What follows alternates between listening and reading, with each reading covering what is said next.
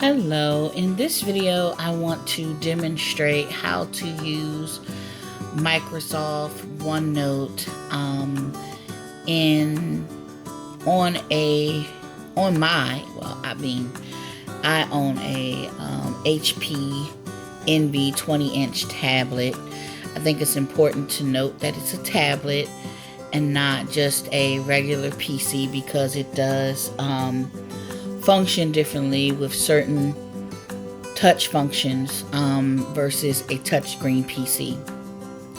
Not only that, but Windows 10 has a really good integration where you can change it from tablet mode to regular computer display very easily.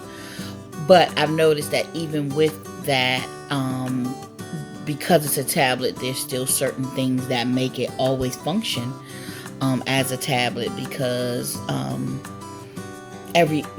the other things that would normally be required aren't necessarily required by a touchscreen. Like, it doesn't require you to have a keyboard or a mouse, so some things are a little harder to navigate because they're actually designed to be navigated with a keyboard and a mouse, but I can actually navigate them without it.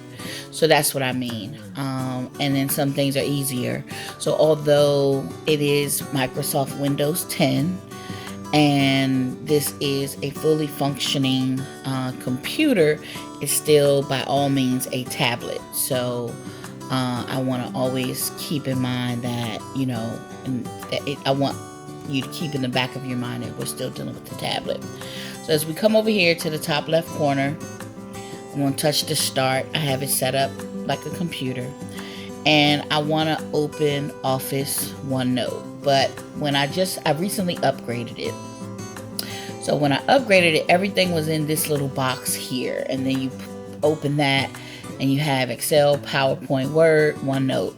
Well, I didn't want that because I use OneNote daily, sometimes multiple times a day, because it is my journal. So I took it from here, and when you have something that you want to put inside or outside, like any device, you can just take it, hold it down, and put it into the group here. So see, now I just added Microsoft Edge to that group. So now when I close it up, I don't see Edge separately here like I see OneNote. Well, I did the opposite for OneNote. I actually opened this up. OneNote was here. I grabbed it, held it down, and then put it over here.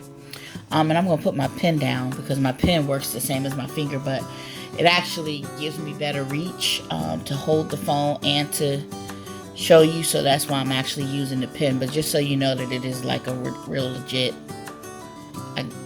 it's a real legit touchscreen. I can touch it with my hand. So they're saying what's new because I just loaded up my OneNote.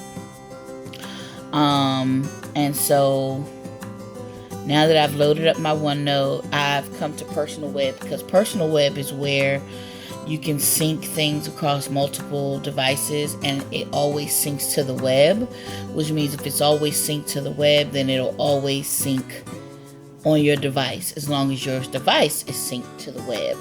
So I prefer this particular layout. You can have it so that it's designated to a single device. You just wouldn't use Personal Web. You would use notebooks, and you would just use whatever notebooks you want from there. And if it's not underneath the Personal Web, but I don't have any that's not Personal Web. I do have a few, I think. Yeah, so these are actually not online. They're directly on this device itself. And so going back into OneNote, I pinned it to the taskbar. Of course, let me show you how to do that too, because I use it, like I said, multiple times. So, So this would be my start screen. Hold it down, and it gives you the option. As you see, there's a little pin here. That's to remove it. When it's not there, it's to add it. So when it's not already on the taskbar, that same pin, if you touch it, will add it to the taskbar. But since it's already there, if I touch it, it'll remove it. And then they give you more options down here. unpin from start. You can resize it more, and you can also uninstall the app, all from right here in the start screen. So I'm done with the start screen. So I can tap it again to close it. I can tap the home screen to close it. Now I'm in OneNote, and I want to cancel that. So I'm opening, and this is pretty much where I am.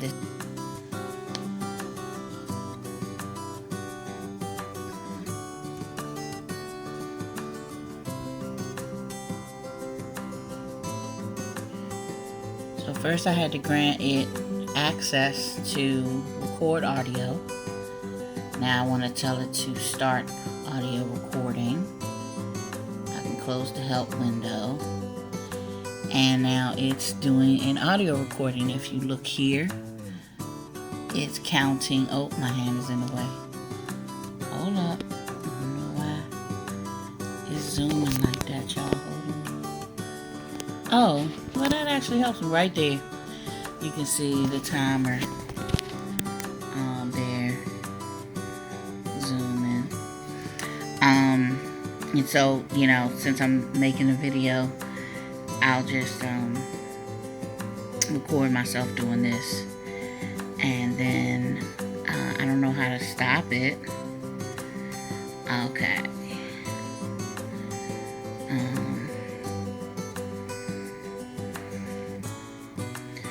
Let's see. More. File.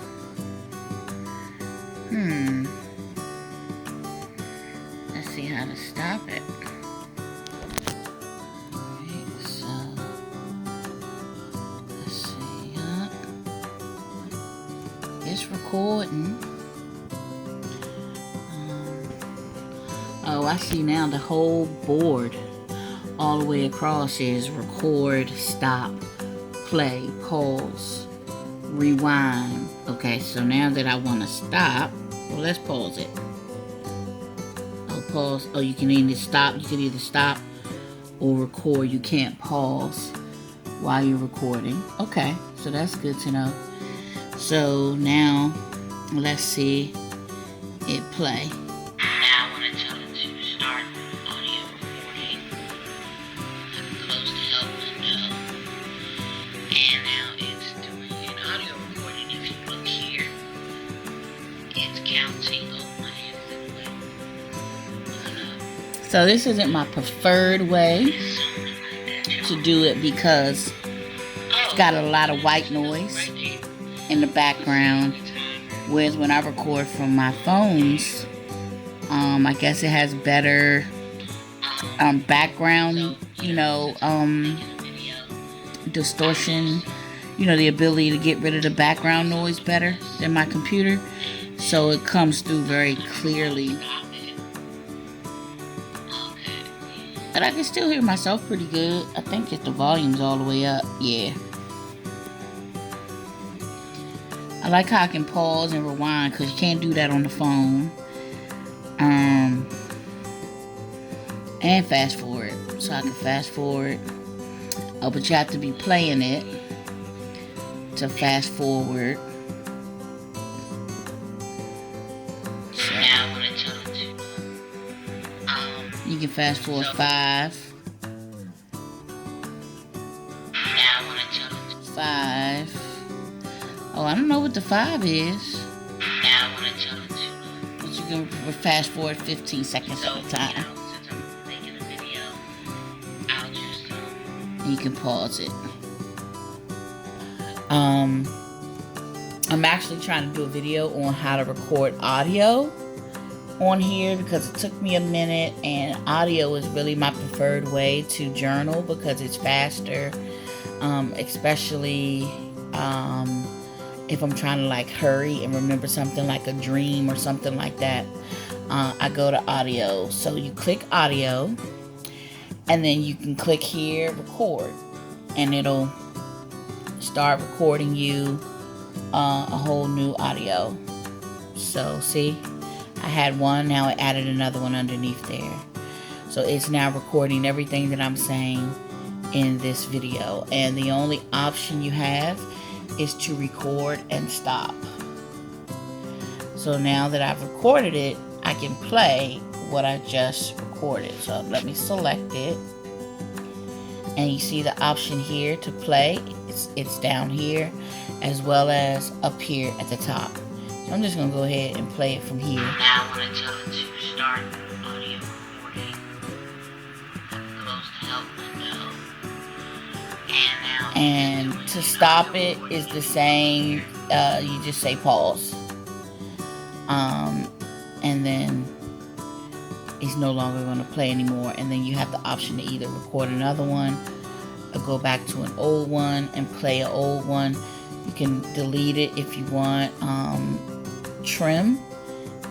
Okay, so we didn't want that. That got rid of it. So now what we want to do is undo, which we come home and hit the undo button, and the audio recording comes back. So there's a lot to do in OneNote on a computer. I'm still learning it because I just upgraded to Windows 10, and before Windows 10 it worked just like the phone on Windows 8. So now that Windows 10 has it's either, you know, upgraded with Windows 10 or Windows 10 makes it function differently, I'm also having to relearn how to use it on Windows. So this has been a video on how to record OneNote audio journal entries, and I hope that this video helps someone. Thank you for watching, and if it did, you can thumb it up and feel free to subscribe. Bye bye.